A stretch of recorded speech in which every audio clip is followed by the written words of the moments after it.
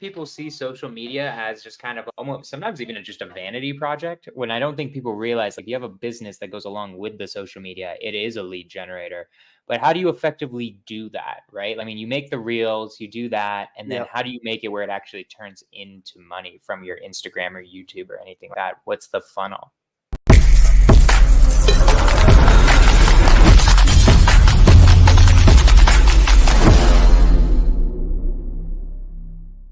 How do you is it just because the thing is with real estate is you need a bunch of money up front. So what most people think is, okay, I could do real estate, but I basically have to save money for 5, 10 years until I'm able to put 20% down for a house, right? That's how Yep. most people think.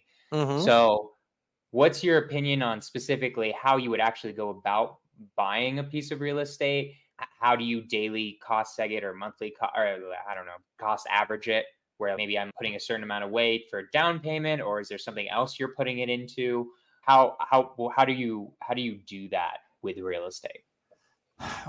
Well, I think the question relates to, you can save your way to real estate, but if it's going to take you 20 years, then you know what? You probably lost all the compounding interest. I said it's there to Right. start early, and you got to think about macroeconomics. Okay, we have all these baby boomers, the largest transition of wealth right now happening. Well, you got things they want to retire, right? That is their main problem. Okay, well now we have 8%, 7 to 8 to 9% debt. No one can afford to pay them for these properties. Well, what happens?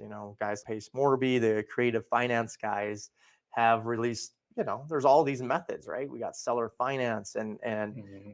all these different methods, subject twos, and there's so many creative ways to get into real estate. And I think if you sit and save in dollar cost average and save your way to a 20% down payment, I just believe that that's going to probably take you long unless your income is very high. But if you're making 80,000, 70,000 a year, probably not having a lot of discretionary savings, then I tell you, there still is opportunity out there. The amount of sellers right now they're happening every day in every asset class. You got not only real estate, you got all these businesses, right, that you can buy. The Cody Sanchez model, but Yeah. we find that all the time. I'm in North Dakota and there's opportunities everywhere. I talked to buddies in Arizona, there's deals everywhere. It's like there's deals out there. And if you can solve the problem of that baby boomer, it's, hey, can you seller finance me? Can we reverse mortgage this so you don't pay a bunch of taxes? Can you do, figure out the creative solution so you can get into the deal, get some equity in the deal, and then, in 5 years, you probably get them out of it and you own an asset. So I don't know if we want to go in the whole creative finance circle, but I do think Yeah, there's a lot there. this is an opportunity of the decade right now. The next probably 18 months, there's going to be a lot of deals that hit the market and a lot of sellers wanting to take off the risk. And if you're willing to take it on. 100%. It's just it's a weird time, right? Where interest rates are super high out of nowhere. Where I think sub twos are going to be a huge thing, or already are a huge thing. I've already Oh, yeah. picked up 2 sub twos in the past like 6 months, Oh, or wow. since whatever. No, a year. I guess it's been a year actually. Yeah. So just from the fact that that stuff's been, I mean, just interest rates are at such a weird place Yeah. where it's still 65% of the mortgages are at 3% or something like that. Insane. Yeah. Which is crazy. Yeah. But okay, so what was your first strategy? What was the first thing you did? Okay, I'm learning from Grant Cardone. I'm learning from Ryan Pineda. Okay, we're gonna start flipping houses. We're gonna start value adding. What was the first thing you did? All right, Well, now we're doing this. yeah. So as a contractor, all I could think, I thought about flipping, but I was into new construction. That's kind Gotcha. of my bread and butter, right? Because I'm vertically integrated and I had this construction team and hey, let's buy and sell. I think first I did spec houses, which are just individual family units, but they were in a price range which they sat on the market too long and ended up Mhm. being I barely made any money on these spec homes, just building upon speculation. So then I went down, I'm all right, I'm going to do super entry level townhomes. And that's the development I bought from the Vegas guys. And I was okay. all the first home buyers needed these, right? There's no such thing as affordable housing. So then I focused, how cheap can we actually get these things up and built and make them modestly nice where it's an HOA and, you know, the younger generation families can just move in. And it's just the next step after apartment basically, right? And that's what I focused on. We sold those all the time, right? That was the best product type that I experienced. I think just keeping to what the demand is. And as a developer, as a builder, then I figured out how to do the development side of things, but I knew as a builder how to make the most bang for the buck. So I thought an entry level townhome would be, you know, these were 4 or 5 plexes, these buildings. And we got super efficient with it. We were selling them as fast as we could build them. And I just didn't know there was quite that demand, but there will always be a demand for affordable. You know what I mean?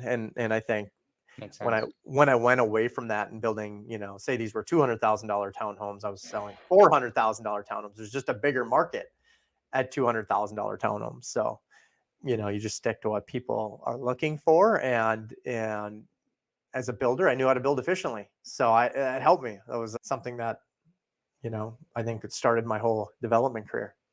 It's so interesting because I've never done a new build. I've done a fix and flip before. It Yeah. wasn't for me. I love wholesaling just way more. I just get a lot more. Owning real estate and wholesaling are Okay. my two favorite things. But what changed your mindset though? Because it's so interesting. It's hard for me to think about having. I know you had your panic attack and all of that type of Yeah. stuff. That Yeah. probably helped. But it's so interesting to me that contractors don't think, why am I doing all these jobs for other people? Why don't I buy the land and I develop the thing? What I'm just is it just was it the mentors? It's just an interesting thing that contractors don't think about. Why am I working for all these other people when I know these guys are making 50K a flip? You're probably making, if it's a development, 100K a townhome or something like that, right? Yeah. So how does the mindset change? Talk to us about how that you go from those two different mindsets. Yeah, that's actually a really good question because the the mindset of a contractor is pretty small. Let's put it that way, right? And until I started asking for help and getting around these bigger people, dude, just do this yourself. You don't need, it's just a flipper mindset, right? The flipper Yeah. mindset. I gotta do the next deal and make the next money. That's all you're focused on. The problem is you're not keeping any of it, right? And you're not investing any of it. You're just the flipper, I believe, will always be broke, right? He'll be really broke in times like these and do really well at other times. It'll be a very bumpy ride. Well, you start researching and getting curious and talking to these mentors. It's the guys that hold it. It's the guys that just sit and buy it and hold on to it. And it's, well, how do I get my money out? And you don't. You leave it in there, and hopefully in 5 to 10 years you can pull all your money out and keep the thing. It's Right. really that. So they all sit on equity, and when you can sell something and make 50 grand quickly, or sit on it and make $1,000 a month, it's, I don't really, maybe that's even good. That'd be even good cash flow, right? Right. Or hardly make any money. It's like, that doesn't make much sense to me.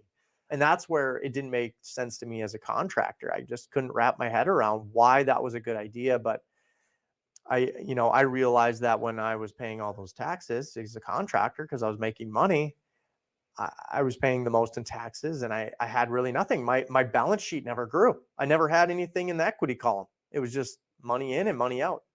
Yeah. And I think once you start realizing that and you start getting very curious about that, and you talk to anyone about that, it's, well, you need the wholesale, you need the contracting business, but you need to be taking that money and throwing it in an asset that and just sitting it and storing it there. I always tell people, it's, you want to store money, you don't want to save money. I know the banks are Yeah. paying you 5-6% for you sitting on cash if you got $1 million plus in the bank, maybe.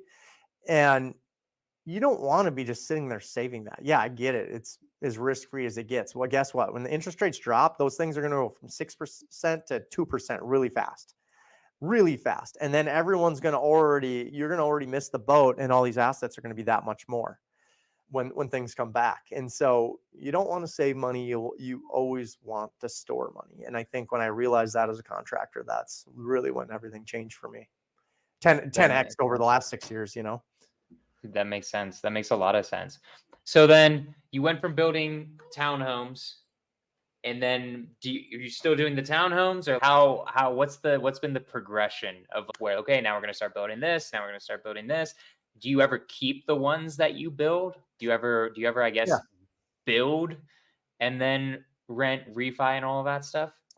Yeah. Yeah. So out of those, let's say there's 50 or 60 townhomes. I don't remember the exact count, but we ended up keeping about 22 of the units because some of them we ended up buying back from someone who sold it or needed out, and we got them fairly reasonable, and so we just held on to them and rented them. I was like, oh great.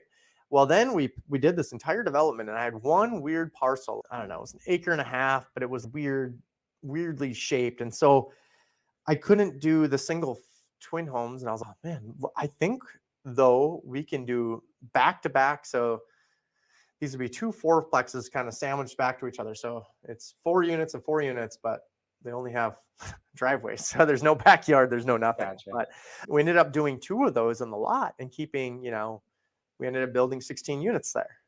And I was like, let's just buy and hold these. And so that's what I did. I had 6 townhomes over there, and then I built these 16. So we had 22 townhomes, and I was, wow, that's great. And I ended up having all the land paid for, of course, through the development, and ended up making some money. Well, then what I did, I actually used that as a syndication and was able to raise other people's money into the deal to invest right beside me. So I earned the trust of some investors. And so this is kind of what slowly sparked me to keep doing more and more storage development and the other developments that I'm doing today. So I kind of learned the whole process through one development that kind of pivoted the whole way of my career. Now I literally spend 1 to 2 hours in my construction company, and my main job is basically doing real estate development and content creation. I love it. So Yeah. then so the real estate development side, how do you get your deals? I'm kind of curious. Do you get them from wholesalers? Do you direct to seller? I'm just curious because it's an interesting thing because I don't know. I'm curious. Yeah. Yeah. So me getting deals. So we have outreach people that we do acquire apartment buildings, and actually here's how I did it. When I contacted Ryan Pineda's team, he really taught me the content creation, reels and YouTube and all those, and really started educating people. Well, all the local people in North Dakota, there's not many people of us doing this in North Dakota.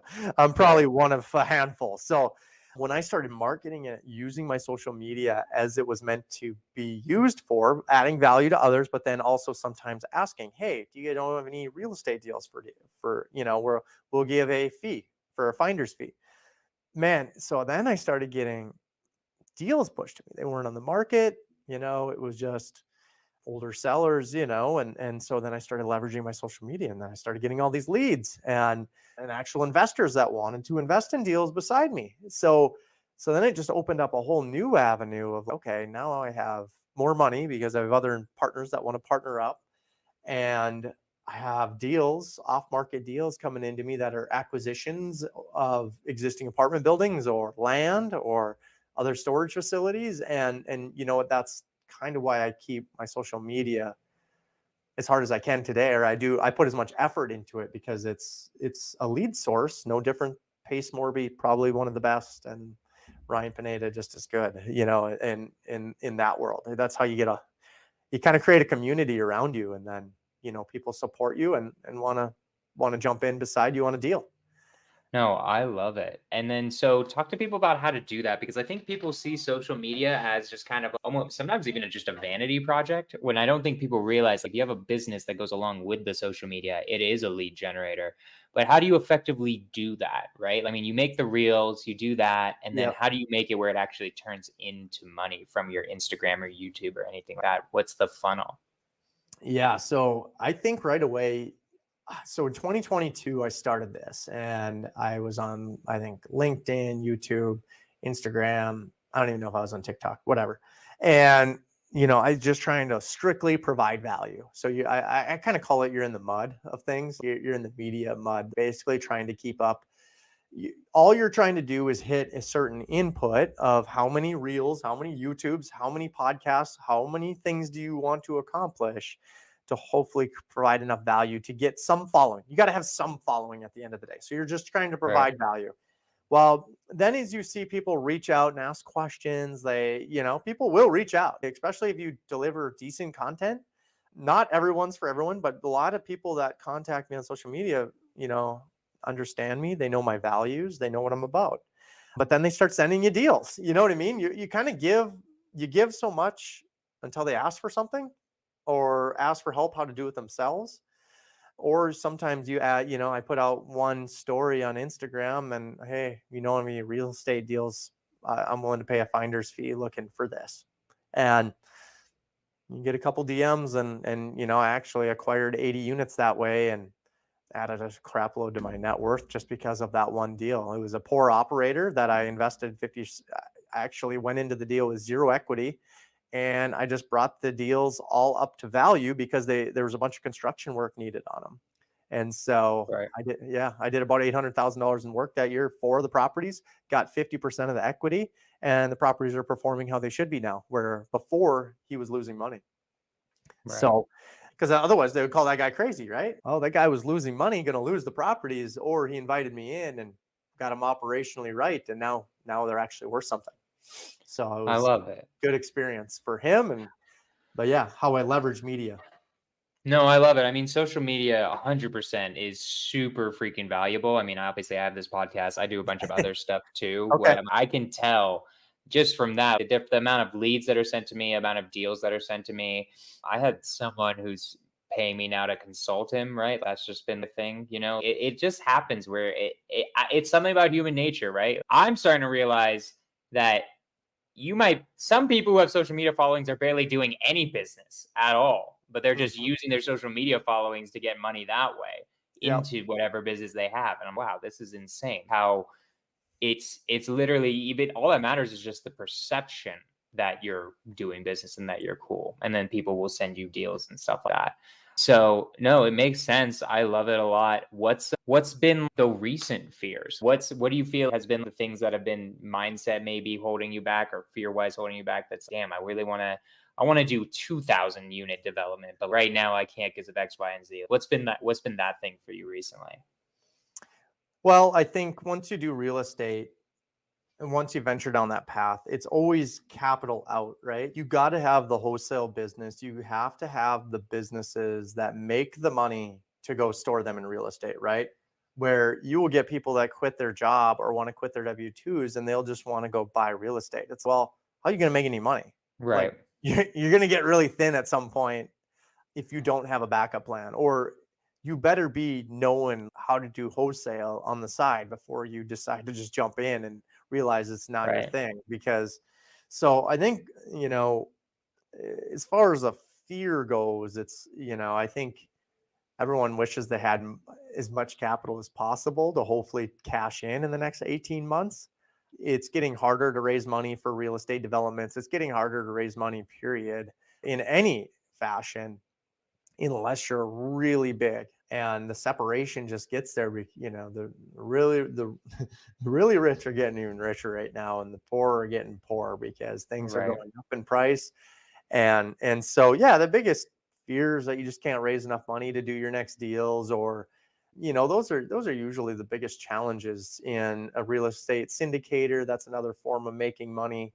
And so you have to understand that businesses are going to provide that income even through the thick Right. recession-proof businesses. And I invest in the boringest assets. So I'm kind of the Cody Sanchez of real estate. I'm doing storage in Class B multifamily. So I just do very basic things. I don't do any super flashy products that I found out make the most money, in my Right. experiences anyway. And so, I think, yeah, that's just the only fears that you just hope that hopefully you'd held on to fixed debt long enough. You can run a really tight operation and make it through, a little recession that we're going through or whatever. I don't even know what we're going through right now. Yeah, I'm Are not things sure good? either. Are they bad? I'm not really sure. It's business as usual in North Dakota. So I don't know. Right. So I just know a lot of context from other areas. Maybe debt goes to 20%. I don't know. I would think everything would end then, right? I'm not really sure. So You always fear though macroeconomics, right? They could do anything at any point, but gosh, even if they raised rates by 2% more, I would sure think that a lot of things would get killed or a lot of things would break Yeah. at I the mean, bare there minimum. is a breaking point. There is a certain point where it's okay, nobody can afford to buy a home anymore. It's just not possible. The prices have to go down for this to work, right? Yep. But yeah, I don't know. Maybe it'd be crucial just becomes everybody starts learning about creative financing. So then the 3% mortgages just stay there forever and nobody ever actually uses a bank Uh, ever again. well, That also might happen. I don't I know, but I think if rates dropped 1.5% or something, oh, go that'll get crazy. rid of a Everything would lot just of those 3% monies. Yeah, I mean, I would think yeah. so. There's so many people just sitting in their house, they're just waiting, right? They're just waiting to move, I and mean, it's if like, if interest rates drop even a percent, it would I think the entire market would just start booming again. It would be nuts. I would just be all right. I don't at this point, I'm just here to ride the ride. I'll wait till there's a recession. I mean, guys, I'll say this to any entrepreneurs on here. If you're in real estate, if you're a true real estate investor, you should be able to go through any type of market, whether it's negative, whether it's a down market, up market. You should be able to make money in each of them. You just switch up your strategy depending on what's going on, yeah. right? So I don't really care whether, for me, it doesn't matter that much if it's a good market, bad market. It just changes how I do business little by little, right? Yep. I started in COVID and that was initially a bad market and then it turned into the greatest market ever, Yeah. right? So I don't know. I feel it's either way, it doesn't matter that much How does the what happens in the wholesaling market. go? How is wholesaling right now? Wholesaling good, man. I mean, I've been doing it. It was slow the last 6 months of 2022 Okay. when that was when everyone was fearful, Yeah. right? I think wholesaling is mostly based on perception a lot of times with buyers. Okay. What are the buyers thinking? Fix and flipping? Are they because yeah, I mean, you know this as a builder. I mean, if truly interest rates make it where your building once you're done with it is worth half of what you predicted it, you're going to be that's not good, Yeah. right? No. No. Yeah. So it was just people were afraid that that was going to happen and it just didn't happen. So now people, I think most of them are exactly like you where they're just like, I don't know, man. ARV's ARV. I don't know if it's going to go up or down, but we're just going to stick to it and it's going to be probably there Yeah. because we've been going because we initially went down, but now we're heading back up. So Yeah. because of that, wholesaling's good. During the down, it was just slower. But what would happen is I would get it was interesting. It was kind of weird. I'm also in very different markets than you. I'm in Yeah. California Okay. and Colorado, so the price points are way higher. Yep. But it was weird. It was less deals, but they were actually bigger spreads. I don't know why. It was Oh, interesting. okay. Yeah, Yeah, we but found out in the construction industry right now, and we feel most small business is their 2023 revenues have been either in the construction industry. I'm just going to say, I don't know, every industry has been a little bit lower or flat, but margins have been better. So I right. don't know what that means, but that kind of relates to that. So yeah, I'm curious. What's your? I'll ask you a question. What's your take on rates then? When are they going to go down? Are you going to? I have no idea. Honestly, it's one of those things where it's not really it's not doing what it's supposed to be doing, I know. right? So the whole point of raising rates is for prices to go down, right? And if that's not happening, then it's well shit, I guess we got to keep raising them, right? I Yep. mean, I know that the some things have gone down. Real estate hasn't gone down. Real estate I don't think is put into the basket of goods that they used to put in inflation. I might be wrong about that. Okay. I think it's too hard for them to do because it's so different depending on which part of the country you're in. Yeah.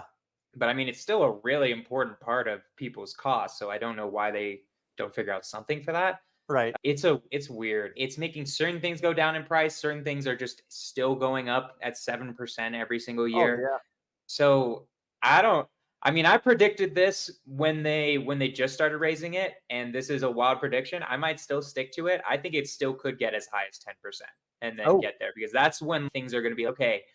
No, no, no. I don't care how many 3% mortgages there are out there. Now things have to go down. There is a breaking point. I don't know when it is. There is some breaking point where demand finally beats the supply side of this whole equation.